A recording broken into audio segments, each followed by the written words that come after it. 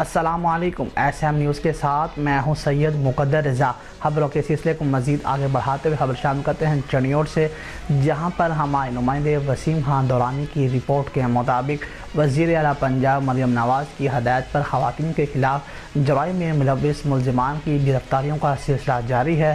SHO थाना चनाब नगर sub inspector गुलाम Shabir, sub inspector मनसब Ali की team के हमरा कार्रवाई की गई है। पुलिस टीम ने कत्ल के मुकदमे में मतलूब मुजरिम इश्तिहारी फ़िदा हुसैन को गिरफ्तार कर लिया है। मुजरिम इश्तिहारी फ़िदा हुसैन ने कोट अमीर शाह में गैरत के नाम पर फायरिंग करके अपनी बहन को कत्ल किया था। मुजरिम इश्तिहारी फ़िदा हुसैन के खिलाफ थाना चनाब नगर में ज़ेरे दफ़ा 302 का मुकदमा दर्ज कर लिया गया है और जदीद टेक्नोलॉजी का इस्तेमाल करके मुजरिम इश्तिहारी को गिरफ्तार किया गया है। मज़ीद तफ्तीश का अमल जारी है।